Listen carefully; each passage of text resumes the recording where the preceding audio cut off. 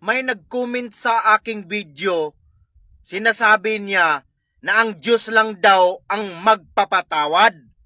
Wala ngang tutol tayo doon. Binibigyan mo pa ako ng mga bersikulo. Ang Diyos nga ang nagpapatawad sa lahat ng ating mga kasalanan. Pero mayroon siyang binibigyan na authority para sa pagpapatawad ng kasalanan. Yung mga pare, kung magpapatawad ng kasalanan, kung may magtatapat, hindi siya mismo ang nagpatawad. Kaya nga wala tayong tutol kung diretso tayo sa Diyos. Bigyan kita ng halimbawa, ikaw nag-a-apply ng trabaho sa isang kumpanya. Ini-interview ka ng HR at ibinigay mo naman yung kakayahan mo sa pag-i-interview. Tinanggap ka. Pati sa trade test, tinanggap ka. At naging trabahante ka sa kumpanya. Ang tumatanggap sa'yo, yung HR. Pero paglabas mo, pag uwi mo sa bahay, nagpapasalamat ka sa Diyos. Dahil nga, ang Diyos mismo ang tumutulong sa'yo na nakapagtrabaho ka. Ganyan din sa isang simbahan, sa isang pananampalataya. Ipagtapat mo, ikumpisal mo yung kasalanan mo sa mga pare, pero hindi ibig sabihin na ang pare na ang nagpapatawad, ang nagpatawad ng kasalanan, kundi mismo si Kristo o ang Diyos. Kung hindi kayo naniniwala, kayo ay mga ligaw. Kahit ano pang sasabihin ninyong pagdadasal, paniniwala sa Diyos, mahirap kayong maligtas. Kaya nga sa paghukom ni Kristo, hindi kayo kilalanin. Maraming tumatawag sa Diyos, pero hindi maliligtas. Dahil hindi kayo napabilang sa simbahan, sa kawan ni Kristo, sa katawan ni Kristo, na ang katawan, ang tagapagligtas ay si Kristo mismo. He is the head of the church and He is the Savior of the body. The body is the church. Kitams? Kuha nyo ba, mga kapatid? Magandang araw po sa iyo, Brother Eli. Ito po ang tanong ko. Bilang isang Katoliko, nararapat po ba o tama bang i-confess sa pare or priest ang aking kasalanan?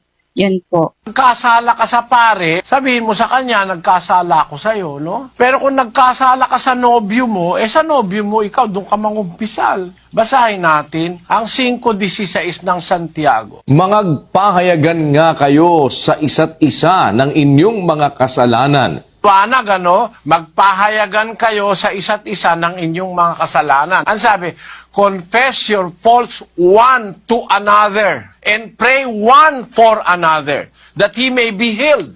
The effectual fervent prayer of a righteous man availeth much. Maliwanag, ipahayag nyo sa isa't isa ang inyong mga kasalanan. Sa Cebuanon, sabi, busa, magsinugiray ang usa ug usa kaninyo sa inyong mga sala ug magampon ang usa alang sa usa aron mga ayo kamo.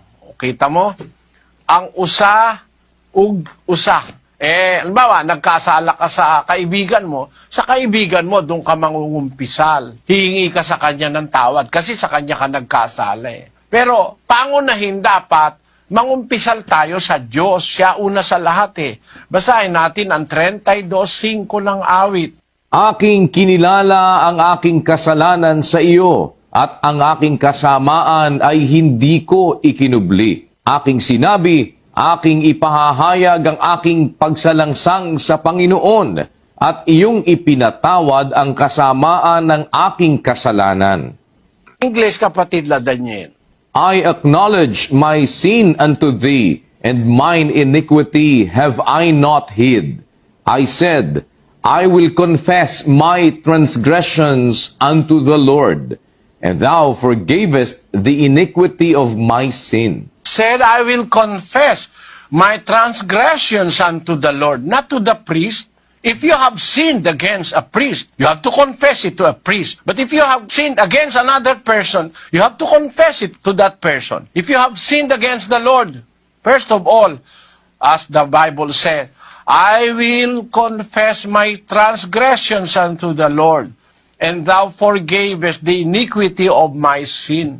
Let us read that in Cebuanon, sabi, giila ko ang akong sala, nganha kanimo, ug wala ko tagoy ang akong kasalanan. Miingon ako, igasugid ko sa Ginoo ang akong mga kalapasan, ug imong gipasaylo ang pagkadautan sa akong sala. Kita mo? Maliwanag, kahit saan mo basahin Biblia. Mangungumpisal ka sa Diyos, tapos kanino pa? Doon sa kung kanino ka nagkasala, that is justice. Aaminin mo kung kanino ka nagkasala, mangungumpisal ka kung kanino ka nagkasala. Kasala ka sa kumpari mo, sa kumari mo, sa tatay mo, sa nanay mo. Punta ka sa kanya, umamin ka. Yun ang utos ni Kristo. Tapos ipapanalangin ka niya, papanalangin mo siya. Yun ang utos, kapatid. Sana naunawaan mo. Maraming salamat po, Brother Eli.